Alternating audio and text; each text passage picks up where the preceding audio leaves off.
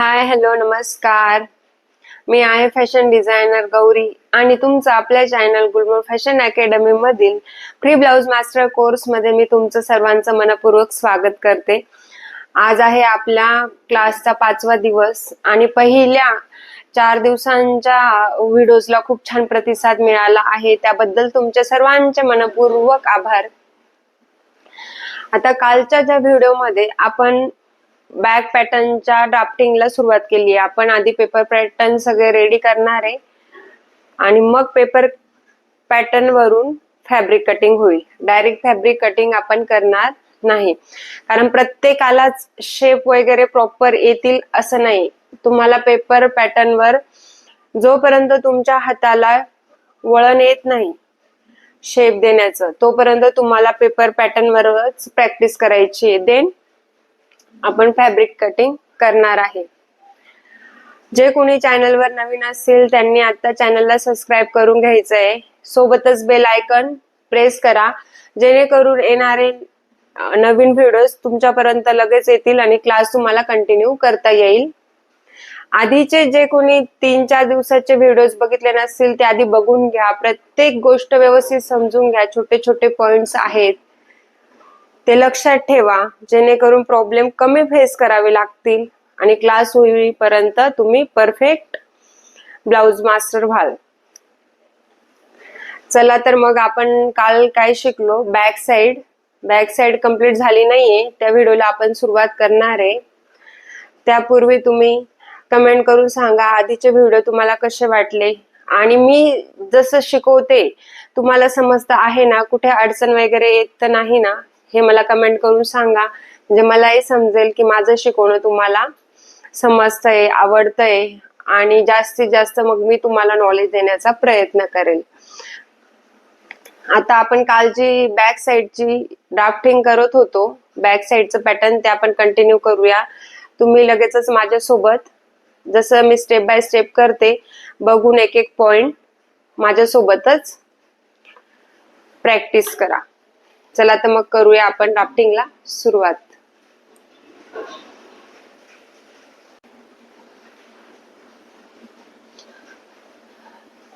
काल आपण जे पॅटर्न कंटिन्यू करत होतो त्याला आता आपण सुरुवात करणार आहे. ज्यांनी कोणी या पॅटर्नचा व्हिडिओ आधी बघितला नसेल तो कालचा व्हिडिओ आधी बघायचा, तो बघितल्याच्या नंतर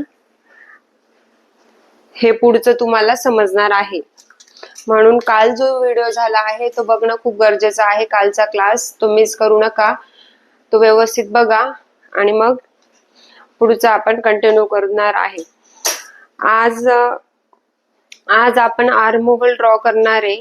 आर्म होल त्याला आपण मराठीमध्ये काय म्हणतो, मुंडा. तर मुंडा हा ड्रॉ करण्यासाठी एक असं फ्रेंच कर्व मिळतं किंवा त्याला आर्म होल शेपर पण म्हणतात.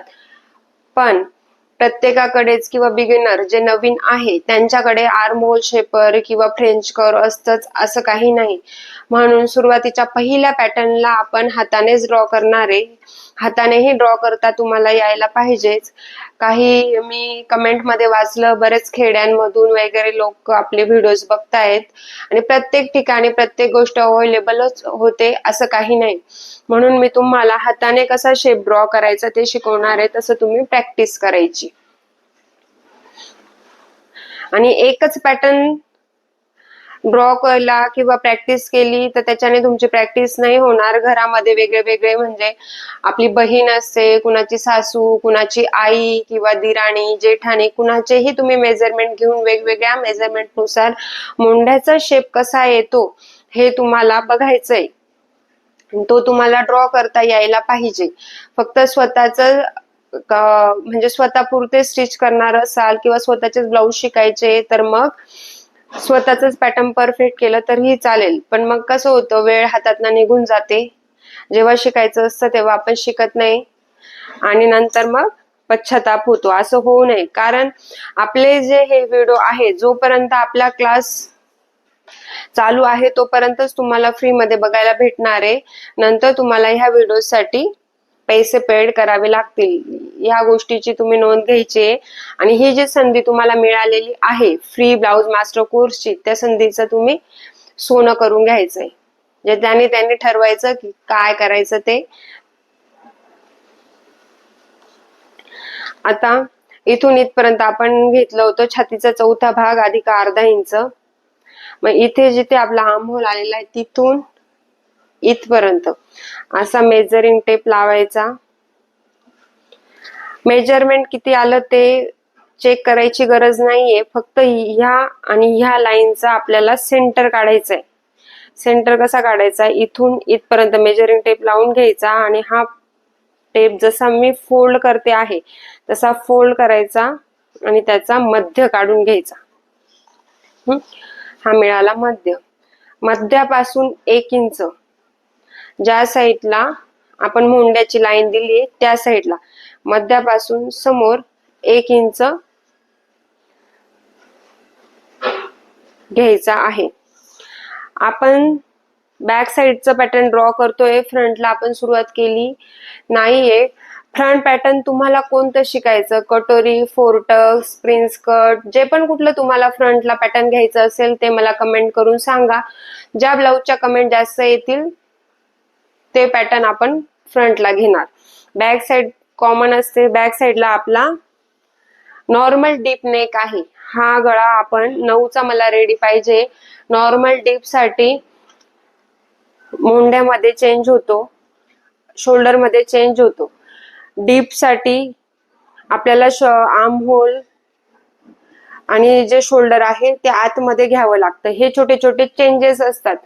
चेंजेस साठी आपण आधी बेसिक ब्लाऊज स्टिच करणार आहे. बेसिक ब्लाऊज म्हणजे आपण पाठीमागचा जो गळा आहे, पाठीमागचा गळा आपला गोलच असणार आहे, पण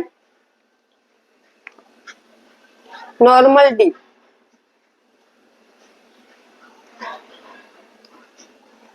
जसं मी तुम्हाला ड्रॉ करून दाखवते तसा आपला बॅक साइडचा पॅटर्न असणार आहे. इथे आपले टक्स, ह्या स्लीव्ज,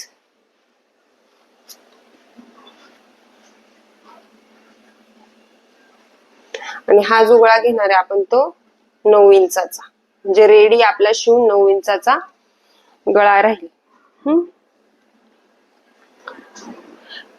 म्हणजे तुम्हाला 9 इंचाचा 8.5, 9.5, 9 इंचाचा गळा घ्यायचा असेल तर ह्या पद्धतीने तुम्हाला पॅटर्न ड्रॉ करायचा आहे.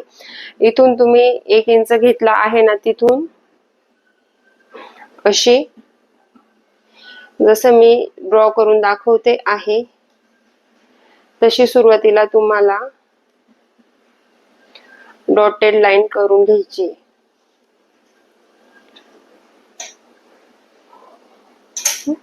जसं मी दाखवते आहे सेम तसंच.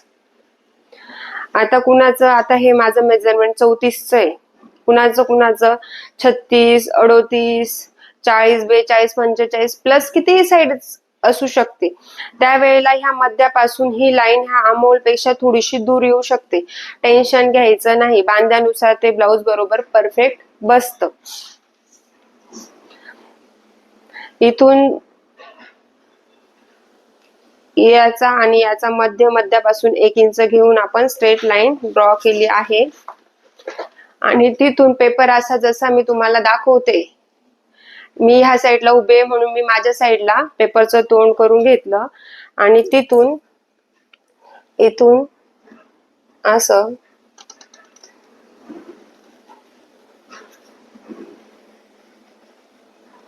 पाठीमागच्या मुंड्याचा शेप द्यायचा. हा शेप दिल्यानंतर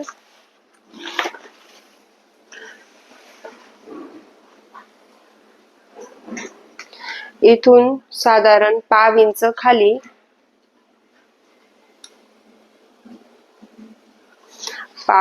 खाली घेऊन परत असा आर्महोलचा शेप द्यायचा. हा आपण कटिंग करणार आहे. त्याच्यानंतर आपल्याला घ्यायचं आहे शोल्डर.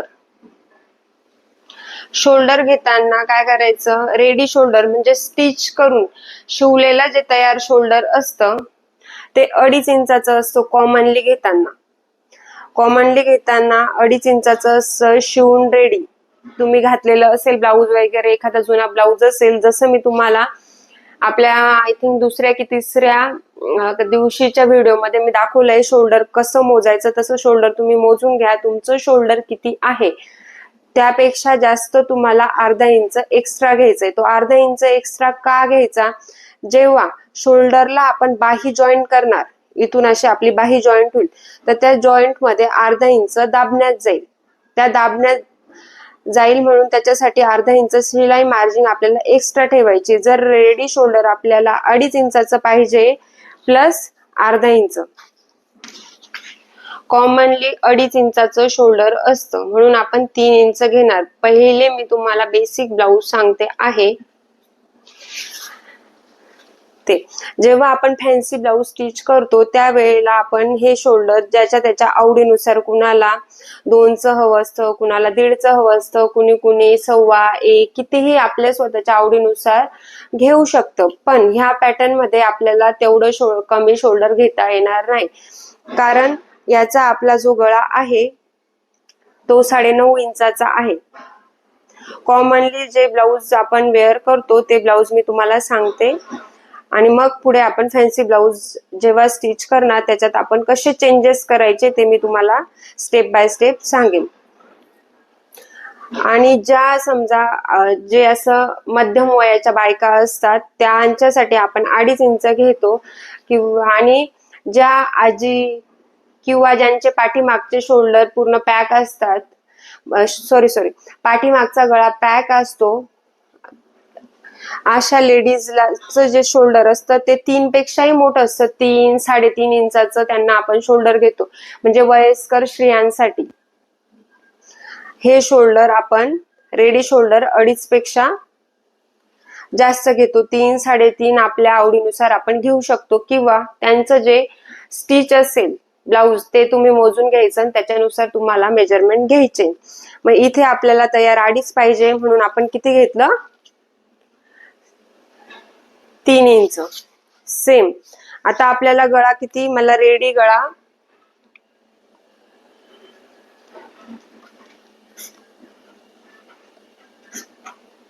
मागचा गळा तयार मला 9 इंचाचा पाहिजे आहे. मग त्याच्यासाठी काय करायचं, इथून स्ट्रेट खाली 9.5 इंच घ्यायचं.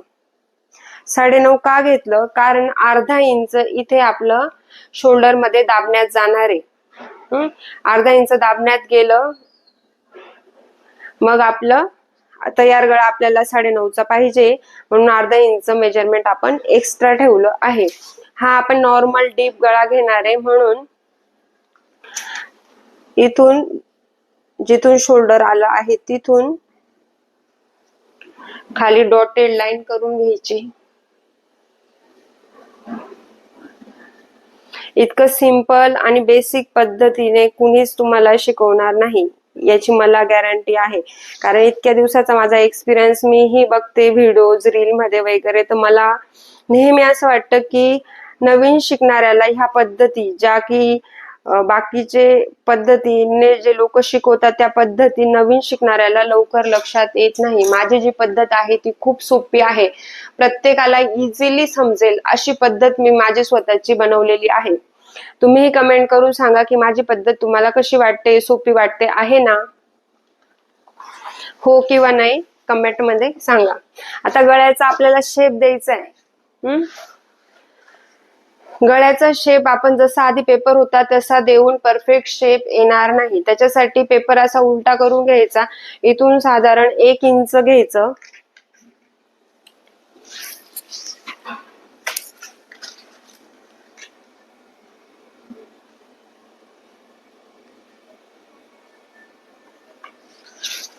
आणि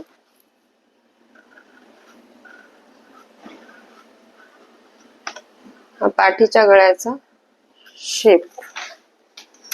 आता ही लाईन आपल्याला कट करायची म्हणून ही लाईन सॉलिड करून घ्यायची.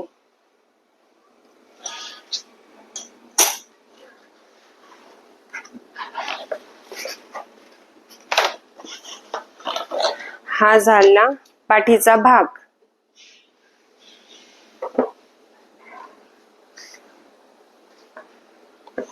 आता याच्यामध्ये आपल्याला पाठीमागचे जे टक्स द्यायचे ते कसे द्यायचे ते लक्षात घ्या. बऱ्याच वेळेला लोक काय करता, ब्लाउज पीसचं शोल्डर फोल्ड करता, खाली येणारी लाईन तिथे टक्स देतात. असं करायचं नाही. टक्स आपल्या बरोबर सेंटरला यायला पाहिजे. दोघं साईडचं अंतर सारखं,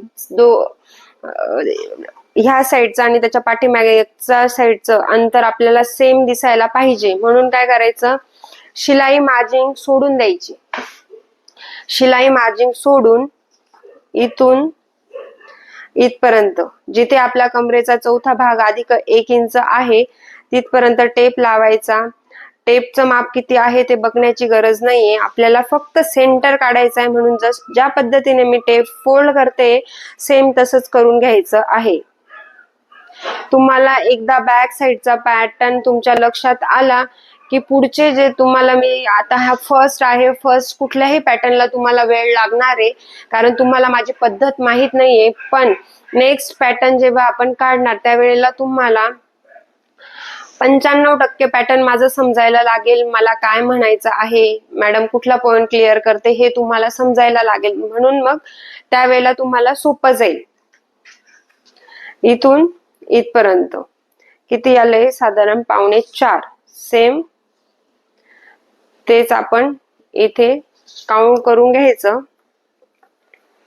आणि उभा, आता हा आपला गळा कितीचा आहे, 9चा. म्हणजे आपण हे मेजरमेंट किती घेतलेलं आहे, 9.5चं. साधारण एवढ्या गळ्याच्या ब्लाउजला रेडी 4.5 इंचाचा टक्स आपण देऊ शकतो. 4.5, 5 थोडाफार टक्स कमी जास्त केला त्याच्याने काही एवढा फरक पडत नाही. थोडाफार कमी जास्त घेऊ शकता, एवढा मोठा इश्यू काही होत नाही. त्याच्यामुळे घाबरायचं नाही. म्हणजे मी एवढा सांगितलंय तर एवढाच दिला गेला पाहिजे असं काही नाही. पण टक्स कसा द्यायचा ती गोष्ट तुम्ही लक्षात घ्या. पुढे अजून बरेचसे पॉइंट तुमचे क्लिअर करणार आहे मी.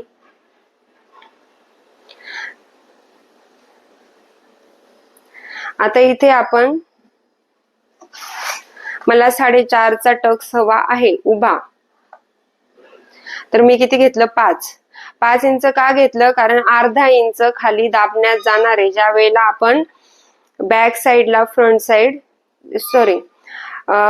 पाठीच्या भागाला जेव्हा आपण अस्तर लावू किंवा बिना अस्तरचा शिवणार असेल तर आपण जी कमरेला पट्टी लावतो, जिला आपण हात शिलाई करतो, ती पट्टी जेव्हा ह्या इथे खाली जॉईन करतो त्याच्यात अर्धा इंच दाबण्यात जातं. त्याच्यासाठी जेवढा आपल्याला रेडी टक्स पाहिजे असेल त्यात आपल्याला अर्धा इंच माप एक्स्ट्रा ठेवायचं आहे.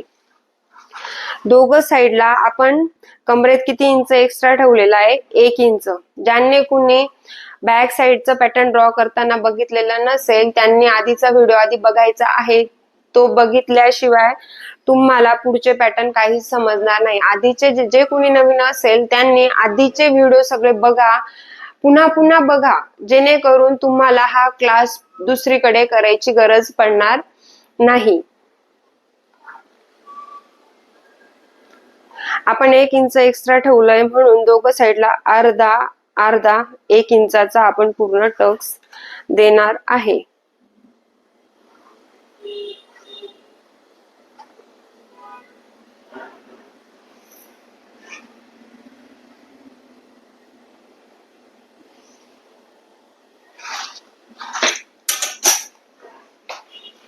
आज आपलं हे बॅक साईडचं पॅटर्न पूर्णपणे कंप्लीट झालेलं आहे. फ्रंट साईडला आपण कुठलं पॅटर्न घ्यायचं हे मला कमेंट करून सांगा.